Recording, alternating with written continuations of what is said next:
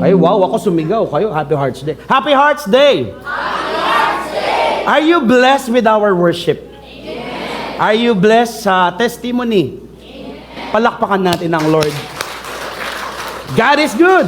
All the time. And all the time.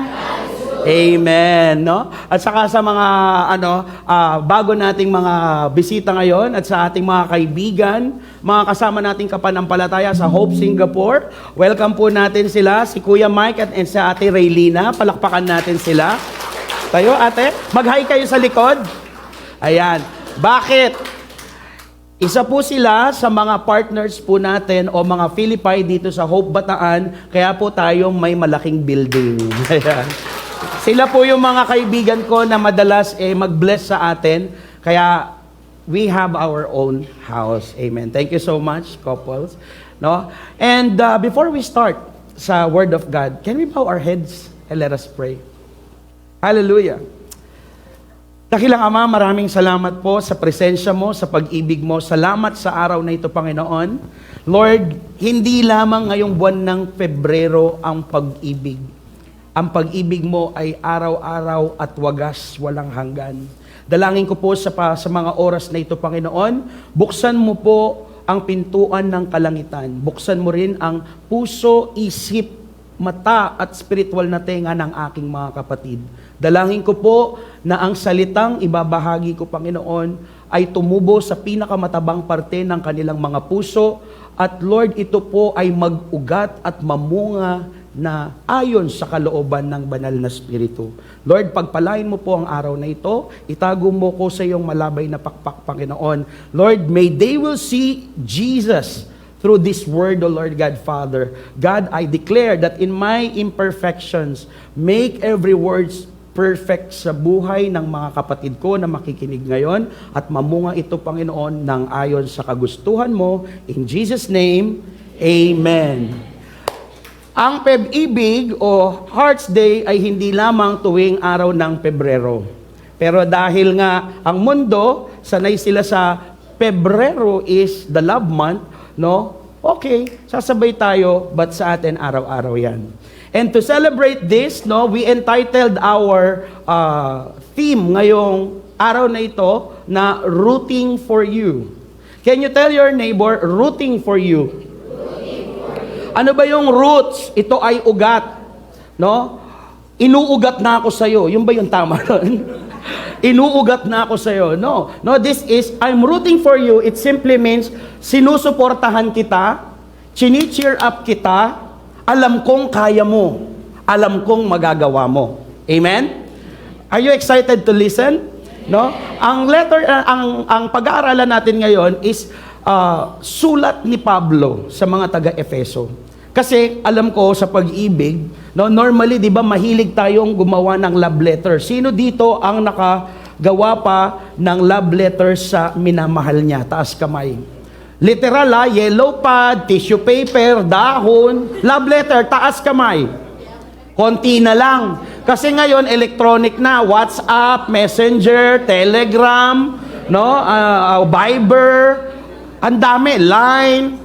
No, kung dati ang pagmamahalan at pag-ibig dahil sa sulat inaabot ang pagsagot na maging sila ng 2 taon, ngayon in 10 seconds may jowa ka na. No, because of the digital age. But in the line of our context today, no, si Pablo, no, dahil sa pag-ibig at pagmamahal niya sa mga taga-Efeso, sumulat siya. Love letter to the Ephesians, which we'll read from Ephesians chapter 3 verses 1 to 21. No? And to begin with, dito sa istorya o sa letter na to, para siyang drama, para siyang kwento. And tatahiin natin siya. I will try to do it in 20 minutes. Walang nag-amen. If pastor says 10 minutes, no, he won't. Alright, so handa na ba kayo? Without further ado, episode 1, The Chosen. No? Who are the chosen? No, you and me, all of us, we are adopted sons and daughters of the Most High God. Pinili tayo ng Diyos. No? Hindi ba nakakakilig kapag tayo ang pinipili? No, sa school, kapag ikaw ang pinili na muse, kikiligin ka, ibig sabihin ikaw ang pinakamaganda. No? Kapag eleksyon, pag pinili kang maging SK, ibig sabihin pinagkakatiwalaan ka. Tama, mali? Kapag niligawan ka at sinulatan ka, kikiligin ka, ibig sabihin ikaw ang pinakamaganda sa mata niya. Amen? So, tayo, pag pinili tayo ng the Most High God, patingin nga ng reaksyon. Patingin nga ng reaksyon. Sa likod, patingin nga ng reaksyon. Ha, ang reaksyon ng iba. No? Dapat kiligin tayo. No? Sabi ni Pablo, dito sa sulat niya, akong si Pablo ay nabilanggo dahil sa paglilingkod ko kay Kristo sa pamamagitan ng pagtuturo na kayong mga hindi Hudyo, Hudyo ba kayo? Hindi. Ay kasama rin sa pagpapala ng Diyos. Walang excited? Hindi na nga kayo dapat kasama, sinama kayo, dapat papalapak, yes! O para maintindihan ninyo, dapat di kayo kasama sa ayuda, pero bibigyan kayong ayuda. Ayun, mas naiintindihan. Okay, no? Kasama rin kayo sa pagpapala ng Diyos. Sigurado, nabalitaan nyo na dahil sa biyaya ng Diyos, ipinagkatiwala niya sa akin ang pagpapahayag ng biyaya niya para sa inyo. Napakagandang balita, napakagandang pambungad sa sulat na ang pinili ay ako. Can you say that? Thank you, Lord, pinili mo ako. That is the chosen. Pero sa pagpili niya, ano bang plano? Episode 2, ano bang plano? Ano bang plano ng Diyos? The plan of God is for you to be the heirs of the promises of God. Di na naman nila naiintindihan. Ano ba naman niya? May kausap ba ako? To be the heirs of the promises of God. Sige na nga, para maintindihan nyo, para mag-amen kayo. Ano ba yung heirs? Heirs is legally entitled. Hallelujah. Heirs is legally entitled or tagapagmana. Sinong gusto maging tagapagmana? Ng korikong. Tagapagmana ng lahat ng pwedeng manahin na maganda. Konti lang ang may gusto. Tagapagmana ng lahat ng biyaya ng Panginoon. Salamat sa Diyos, nakikinig na sila. No? Ano yung plano? Gusto kayong gawing tagapagmana ng Diyos. Ang sabi niya, gaya ng nabanggit ko sa Efeso chapter 3 verse 3 to 4. Gaya ng nabanggit ko sa sulat na ito, ang Diyos mismo ang nagpahayag sa akin, galing sa Diyos, tungkol sa kanyang lihim na plano para sa inyo. Habang binabasa nyo ang sulat kong ito, malalaman nyo ang pagkakaunawa ko tungkol sa lihim na plano ng Diyos para sa inyo sa pamamagitan ni Kristo. Ay Diyos ko, ano kaya ini? Ano kaya yung plano ng Panginoon? Excited ako. In verse 5 sabi niya, hindi inihayag ng Diyos ang planong ito sa mga tao noon. Pero ipinahayag na niya ngayon sa mga banal na apostol at mga propeta sa pamamagitan ng... At ito nga ang plano ng Diyos. Ito na. Ito yung plano ng Diyos na sa pamamagitan ng magandang balita, ang mga hindi Hudyo, sino yon? Tayo. Ang mga hindi mga Hudyo ay tatanggap ng pangako ng Diyos. Kasama ng mga Hudyo at magiging bahagi rin sila ng iisang katawan dahil sa pakikipagkaisa nila kay Kristo Jesus. Wow! What a great plan. Hindi dapat ako kasama, dapat doon ako sa basurahan, pero ngayon kinukuha ko, pinupulat ako. No? Dapat doon ako sa putikan, pero ngayon nililinis ako. Imagine ano yung naramdaman ni Jobel at ni Mindong? Ang dumi-dumi ko na. Ang baho-baho ko. Hindi ako karapat-dapat na maging leader dahil makasalanan ako. But, gracious God, a loving God, may plano siya sa kanila. Because God is rooting for you. Sarap. Hindi lang si Jobel at si Mindong. The message is for all of us. God is rooting for you and me. Sabihin niyo sa katabi mo, God is rooting for you. No? So napakaganda ng plano. He is rooting for you para maging tagapagmana ka. Hallelujah! Diba? Kapag tagapagmana, ibig sabihin, importante ka. Kaya nga kanina, 1, 2, 3, 1, 2, 3, mahal ka, mahalaga ka, welcome ka sa kaharian ng Diyos. Amen? No? And itong planong ito, nagkaroon ng fulfillment. Because if God said so, it shall be so. Pag sinabi ng Diyos, mangyayari. Hindi gaya ng nanliligaw mo, sinabi niya nung isang araw, susungkitin ko ang buwan at ang bituin. Makamit ko lamang ang matamis mong oo. February 14, oo na, I love you na. Yes, nakuha niya yung matamis na oo. Sila na. 1 week matamis naman ang pagmamahalan. Ikalawang linggo, be, punta ka sa bahay, bili mo ako ng mango graham. Sumagot yung boyfriend, ano ko, pitaka? Mango graham mo yung mukha mo. Akala ko ba mahal mo ko? Nag-chat siya, akala ko ba mahal mo ko? Mahal kita, pero hindi ako bangko. Oh, nung isang linggo nangako, uy, may fountain. Nung isang linggo nangangako, susungkitin daw ang buwan at bituin. Ngayon, mango graham lang, hindi pa mabigay. Diba? Pero ang Diyos iba. He fulfills His promises. Amen? The fulfillment of God's promise is through our faith in Christ. Ituloy natin yung sulat ni Pablo. Sabi niya, dahil sa biyaya ng Diyos, naging tagapangaral ako ng magandang balita, ito sa pamamagitan ng kapangyarihan niya. Kahit ako ang pinakahamak sa lahat ng mga mananampalataya. When you say pinakahamak, pinakawalang kwenta. No? Ipinagkaloob pa rin sa akin ng Diyos ang pribilehiyong ipangaral sa mga hindi Hudyo ang hindi masukat. Sarap naman nito, hindi masukat. No, hindi masukat na biyayang galing kay Kristo. Pag sinabing hindi masukat na biyaya, anong ibig sabihin? Endless, limitless, bottomless. Ask and it will be given unto you. Pag sinabi ng Diyos na lahat ng biyaya, tagapagmana ka, and it is limitless, hindi mo masusukat, anong gagawin mo? May kausap ba ako?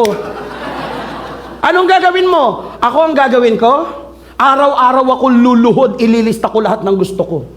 God, in the name of Jesus, gusto ko po to, gusto ko po to, gusto ko po to. Sumagot ang Diyos, hindi ako genie. Pero at least, you present what you want from the Lord. Pero that is what you want. But this is the promise of God. He may not give you what you want, but He will surely give what you need. Ang pangangailangan natin ay siguradong ibibigay. Tuloy natin, sabi niya, at naririnig ba ako sa likod? Hindi kasi nagre-response eh. Wala nag-i-amen? Salamat sa Diyos. At ipaliwanag sa lahat kung paano maisakatutuparan ang plano ng Diyos. Noong unay, inilihim ng Diyos na lumikha ng lahat ng bagay para sa pamamagitan ng iglesia ay maipahayag ngayon sa mga namumuno at may kapangyarihan sa kalangitan ang karunungan niyang nahahayag sa iba't ibang paraan. Ito na, verse 11. Ito na ang plano niya simula pa lang. At natupad niya ito sa pamamagitan ni Kristo Jesus na Panginoon natin. Sa pananampalataya natin kay Kristo Jesus at pakikipagkaisa sa Kanya. Yun yung katuparan, no? No? Tayo ngayon ay sabay-sabay. We have freedom. Dati nakakulong tayo sa kasalanan, pero dahil kay Kristo, tayo ay malaya na nang makalapit sa Diyos nang walang takot o pag-aalinlangan. Kanina, sinong na-bless sa worship? Amen. Kung tatanungin ko kayo, yun totoo, karapat-dapat ba kayong humarap sa harapan ng Panginoon sa trono ng Diyos? Hindi. Hindi tayo karapat-dapat. Kasi sinong makasalanan dito? Sino nagsisinungaling? Sinong nagnanakaw na 10 piso doon sa tindahan ng nanay niya? Sinong nanghuhusga sa kapwa niya? Sinong nangongopya? Sino yung nasa church pero ang isip nasa pagkain na mamaya? Sino ang katabi mo ngayon dito? Kunwari buka ang mata pero natutulog ang isip. Oh, tanong, karapat dapat ba tayo? Makasalanan tayo. No? Subalit, sabi niya, subalit pinalaya tayo. para makalapit sa Diyos. Kaya kanina, di ba? Jesus, I'm in love with you. Gusto kong palitan yung lyrics. Because before we love Jesus, He loves us first. Kaya kahit kanina yung never let me go, I will never let you go, never ever let you go. Gusto ko rin palitan yung lyrics. God will never let you go. Kasi tayo minsan bumibitaw sa Diyos Siguro yung sumulat ng lyrics, pangarap niyang wag bumitaw. Pero aminin natin, lagi tayong bumibitaw. Hindi lang ako nakakuha ng halaman ngayon para i-represent sa'yo. Imagine niyo na lang. Sa isang paso, kapag ang damo, binunot ko, hindi siya rooted. Kasi madaling bunutin. Kapag kinuha ko yung rubber tree ko, kahit hawakan ko siya dun sa kanyang trunk o sa katawan niya, isasama pa niya yung paso. Why? Because he is rooted. That is the kind of love that God has for you and me. His love for you is rooted. No? He will never let you go. Hindi ka pababayaan ng Diyos. Wherein sometimes tayo, kinakalimutan natin siya. Tama? So, isn't it a good news? Isn't it a good fulfillment of the news? Yes, it is, through the life of Jesus Christ. Kaya nga sabi niya in verse 13, kaya wag sana kayong panghinaan ng loob. Kung wala pa kayong jowa, wag kayong manghina. Magdasal kayo, bibigyan din kayo. Kung wala pa kayong anak, magdasal kayo, bibigyan pa rin kayo. Kung wala pa kayong kadate sa 14, magdasal kayo, malay nyo naman. Diba? Huwag kayong panghinaan ng loob kung wala pa kayong nare-receive na invitation sa inyong boyfriend kung saan kayo magde-date. Diba? Dahil sa mga paghihirap na dinaranas ko, dahil para ito sa ikabubuti nyo. So, what is the fulfillment of this plan? Jesus Christ. Pinalaya tayo sa ating mga kasalanan. Isn't it amazing? O, paano daw ang amazing? Wow! Makasalanan ako pero pinalaya ako ng Diyos. Wow! Really, God? Hallelujah! No? And because of that fulfillment, dahil dito sa magandang plano at balita, ako ang pinili, no, the author of the letter, si Pablo, nagdasal siya. Episode 4, the prayer. Ay, mali lyrics. The prayer of Paul to strengthen our faith, to be rooted and established in love. Kasi ganito yan. Pag nalaman mo ang plano ng Diyos sa'yo, at nalaman mo na meron siyang fulfillment, hindi ka ba mapapadasal? Hello, may kausap ba ako? Wala yatang Kristiyano dito? May Kristiyano ba dito? O, sabayan niyo ako, verse 14. Tuwing naaalala ko ang plana ng Diyos, lumuluhod ako sa pagsamba sa Kanya. Hop! Pag nag-worship, di nyo ba naaalala na mahal tayo ng Diyos? Bakit ang hirap minsan sa atin lumuhod? Bakit ang hirap minsan sa atin magtaas ng kamay? Alam niyo ba ba't nagtataas ng kamay pag nag-worship? I surrender, God. I receive your love. Come, Lord, fill me. But sometimes, no? Nag-worship tayo. I love you, God. I love you, God. Jesus, I'm in love with you. Jesus, I'm in love with you. Nakalukip-kip ka. Maiya ka naman, Diyos yung sinasamba mo. Sinasarado mo yung kamay mo para sa Kanya. Di ba? Anong nakikita nyo pag ganyan ako sa inyo? Halimbawa, kausap kita. Tay, kumusta? Ang balita. Taray, ano nararamdaman mo pag ganyan? Yabang ng pastor na to, di ba? Pero kapag tayo kausapin kita, ay, kumusta po? Kumusta, tay? Ano mararamdaman mo, tay? Maawa ka, di ba? Parang, Di ba sometimes the Lord will pet you, no? Sino dito yung pag nag-worship, iiyak ka na lang kasi parang ramdam na ramdam mo ang lalim ng pag-ibig ng Diyos sa'yo. Yung bang kumakanta ka,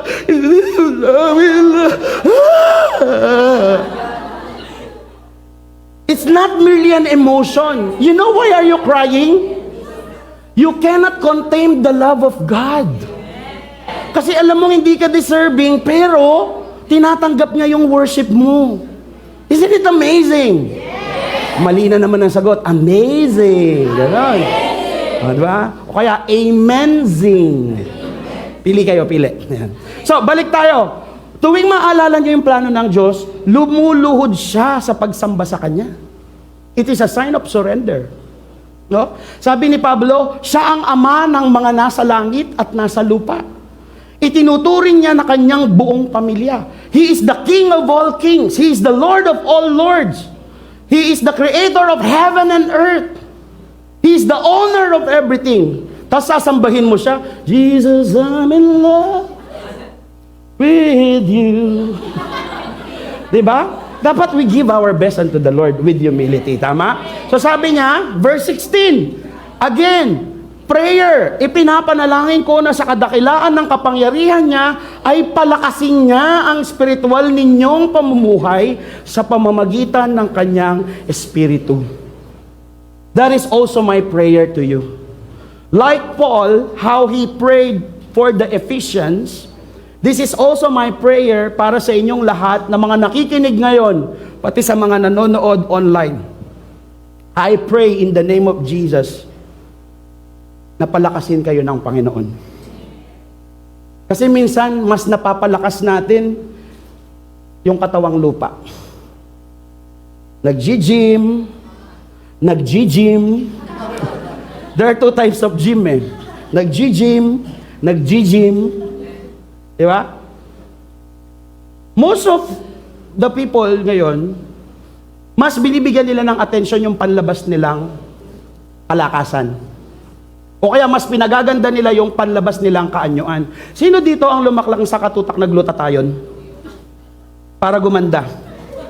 Sino ang nakaubos ng iba't ibang klase ng orange na sabon? May silka, may RDL, no? May mga papaya, likas papaya, silka.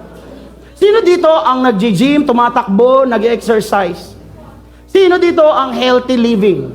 But, they never read their Bibles. It is my prayer na kung nabibigyan natin ng atensyon ang pisikal nating buhay, mas higit po nating bigyan ng pansin ang ating spiritual na pamumuhay. Can you tell your neighbor, palakasin mo na yung spirito mo? No? Bakit? Bakit kailangan magpalakas ng espiritu? Sa verse 17, ang sabi ni Pablo, para manahan si Kristo sa mga puso nyo dahil sa inyong pananampalataya. Ipinapanalangin ko rin na maging matibay kayo at matatag saan? Hindi sa pag-ibig sa chocolate lang. Ay, saya-saya! May chocolate ako! Isaiah, welcome to the church. Smiling face talaga siya, oh. Pero Isaiah, it's okay to desire the chocolates, but from now on, you desire Jesus. Amen. No? So, panalangin ko, maging matibay tayo at matatag sa pag-ibig ng Diyos. So, that's the prayer of Paul. And this is also my prayer for you. Bakit? Bakit tayo nagdadasal?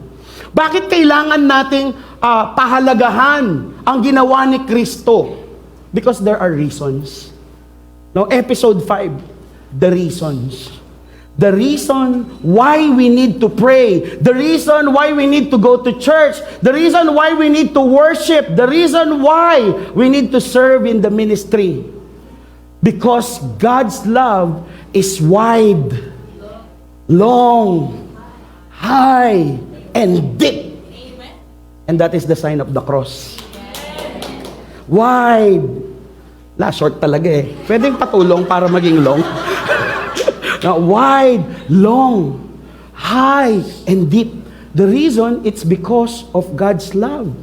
Sabi ni Pablo, verse 18, para maunawaan nyo at ng iba pang mga pinabanal kung gaano kalawak, kung gaano kahaba, at kung gaano kataas at kalalim ang pag-ibig ni Kristo sa atin. You remember kanina sa awitin? Your love is higher, higher than the heavens. Your mercy's deeper, deeper than the earth. Kasi deeper eh. Deeper than the ocean. Ang sarap, no? Sino kanina bang umaawit, nakaka-relate sa kanta? Na parang, God, ang haba naman ng pasensya mo sa akin. Ilang beses na ako nagkamali, mahal mo pa rin ako.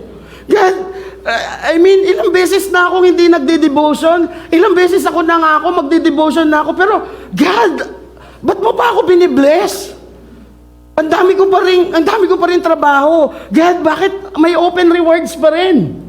Bakit ang dami nanlilibre sa akin ngayon? Kahit na hindi ako nagpe-pray, kahit hindi ako nagde-devotion. In fact, Lord, nandadaya ako sa prayer and fasting. Pero bakit blessed pa rin ako? Because the love of God is so wide. It is so long. It is so deep. It is so high. That deserves the highest praise. Wala kayo mga reward kapag di kayo pumalakpak. Palakpak. Jesus! Diba? This is how a Christian should live. Diba sabi kanina, lagi niyong alalahanin yung plano ng Diyos sa iyo, yung mga plano na binigay ng Panginoon para maligtas kayo dahil ang pag-ibig ng Diyos ay walang hanggan para sa iyo, para sa akin, para sa ating lahat. Magmahalan tayo dahil ang pag-ibig ay si Jesus Christ.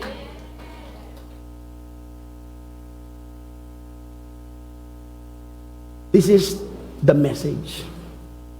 Keep the main thing. Always remember the love of God. Kasi pag alam niyo po yung pag-ibig ng Diyos, yung may takot kayo sa Panginoon, anong gagawin niyo? Papupurihan natin ang Diyos. No? Balikan natin. Maranasan niyo sana ito, sabi niya. Kahit hindi ito lubos ang maunawaan. Because sometimes hindi natin nauunawaan, ba't ganun tayo kamahal ng Diyos? Tama, mali? No? Para maging ganap sa inyo ang katangian ng Diyos. No? Pag-aralan natin, gaano ka-wide, gaano ka-long. No? 5a sabi niya, His love is wide and long. God's love is expressed through His Son, Jesus Christ. Ano bang nangyari doon? Pinako siya sa krus. In the book of Psalm 103 verse 12, ang sabi niya, as far as the east is from the west, so far has He removed our transgression from us. Ang layo ng east to west, tanungin ko kayo, pwede bang mag-meet ang east and west? Kahit ikutin mo, kahit na may unlimited fuel ka or mayroon kang forever, hindi mag-meet ang east and west. It's the same with the love of God. The love of God for you and me has no end. Isn't it amazing? Amazing! Very good. Ganun ka kalawak. Di ba? Grabe, sobra yung pagmamahal ng Diyos, no? No? Even in the book of Jeremiah, sabi ni prophet Jeremiah, sabi niya dito sa Jeremiah 31 verse 3, I have loved you. I have loved you. Imagine, I have loved you.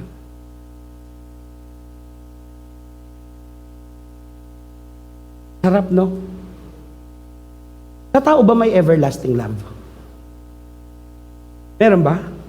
May forever ba? May forever ba? Kahit 43 years si Nanay Mike at si Nanay Lani, it will end. Kailan? Pag yung isa, wag naman muna sana po, no? Pag may nawala na. Tama? Pero merong forever kay Jesus. Amen? Dagdagan pa natin. Sabi niya, ang pag-ibig ng Diyos, hindi kailanman nagmamaliw. It is new every morning. May awitin nga, no? Which came from the Lamentations chapter 3, verse 22-23. Biblical tong kantang to.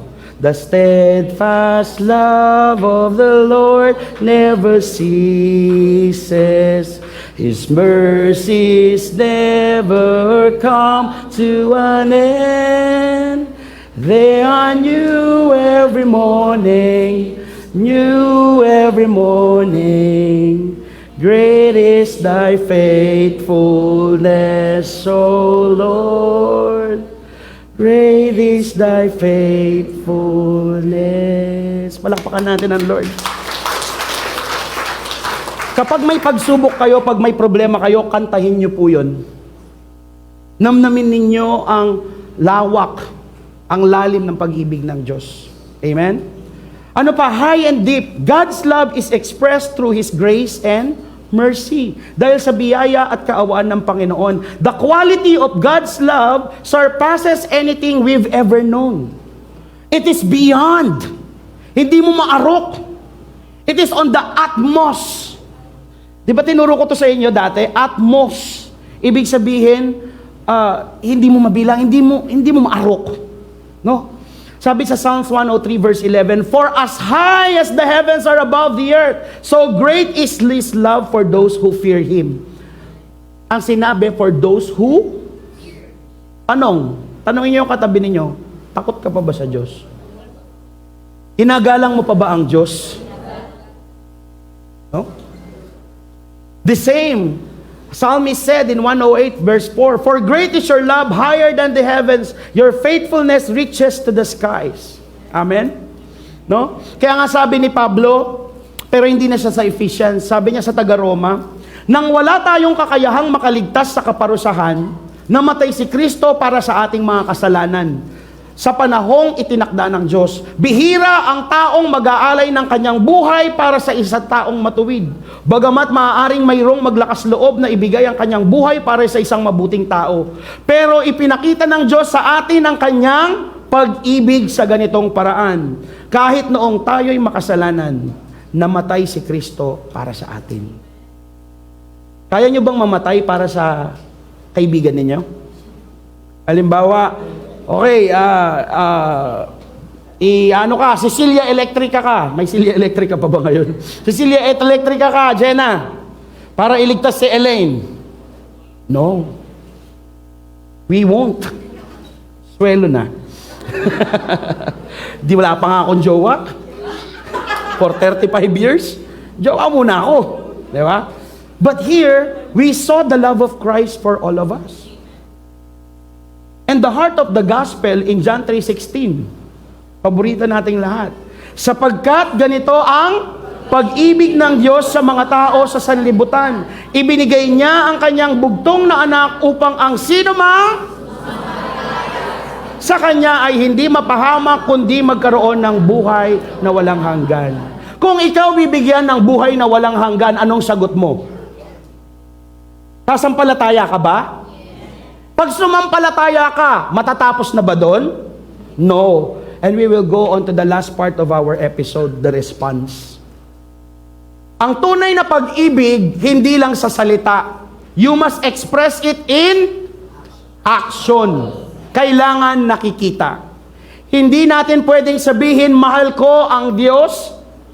Lagi akong nasa church tuwing linggo. Pero kapag inutusan ako ng nanay ko na maghugas ng plato, wait. Ano? Ano nangyari sa'yo? Ang sabi ng nanay, wait lang ma. Ano nangyari sa'yo? Ano ka? Naging Tweety Bird na? Di ma, wait lang. Anong? Tama ba yun? You keep saying that you love God, but you cannot show the love to your parents. I'm talking to the youth. Hello? Ikausap ba akong mga youth? Hello mga youth? Sasabihin nyo, mahal nyo ang Diyos, pero pinapabayaan ninyo ang pag-aaral ninyo. Tama ba yun? No. That is an oxymoron. My favorite word of the month, oxymoron. Taliwas. When you say you love God and yet, iba ang nakikita sa iyo. A lot of people keep coming to the church, praise the Lord, hanggang labas tayo. Pero ang tanong, lahat ba nakikinig? O merong mga iba na distracted? Patayo-tayo, patingin-tingin, kung saan-saan. Walang pumapasok sa isip at sa puso because they've been talking about other things. Hindi tayo nakikinig, tawa tayo ng tawa. Pag tinanong tayo, hindi natin alam ang sagot. Even if I'm joking in the pulpit, I will make it light, but the substance of what I'm teaching is true. Huwag nating paglaruan ang Diyos. Hindi kalaro-laro ang Panginoon. Sometimes we joke around kasi masarap maging masaya pag nagmamahal. But if you will search your heart, totoo ba ang pag-ibig natin sa Diyos? O napapunta lang tayo sa church kasi may namilit sa atin? Let me challenge you, church. Our response, the response of mankind, should be loving one another and bringing back the glory to God. On the last verse of the letter of Paul, sabi niya, purihin natin ang Diyos na makakagawa ng higit pa sa hinihingi o inaasahan natin sa pamamagitan ng kapangyarihan niyang kumilos sa atin. Purihin natin siya magpakailanman dahil sa mga ginawa niya para sa iglesia na kay Kristo. Amen. In English, sabay-sabay tayo. Now to Him who is able to do immeasurably more than all we ask or imagine, according to His power that is at work within us, to Him be glory in the church and in Christ Jesus throughout all generations, forever and ever. Amen. Glory to God. Bata, matanda, may ngipin o wala. We must bring back the glory to God. We must praise and worship God. Amen? Ang pagwo-worship at pagpupuri hindi natatapos sa pagkanta. Ang tunay na act of worship is lifestyle. Ephesians chapter 5 verse 2 says, mamuhay kayo ng may pag-ibig sa kapwa tulad ng pag-ibig natin sa atin ni Kristo. Inialay niya ang kanyang sarili para sa atin bilang mabangong handog sa Diyos. So tayo din ay inaasahan ng Panginoon na mamuhay ng may pag-ibig sa kapwa. Ano ibig sabihin yan? Be a good steward of the love that has been given to you. Huwag nyo lang mahalin jowa nyo. Huwag nyo lang mahalin nanay at tatay nyo. Mahalin natin ang hindi ka mahal-mahal. No, ikalawang utos ng Diyos, mahalin ninyo ang inyong kaaway. So this February, this Feb-ibig, we want to challenge all of you. Do you really love God? Diba? Walang nagmamahal kay God. Kasi simpleng amen ang hirap sabihin. Do you love God? Amen. Really? Amen. Can I encourage you pag uwi nyo po mamaya, share the good news, the gospel, to at least 5 people and bring them to church. Kumunti na yung nag-amen. Because the true believer who loves God will not just say it in words, but put it into action. And we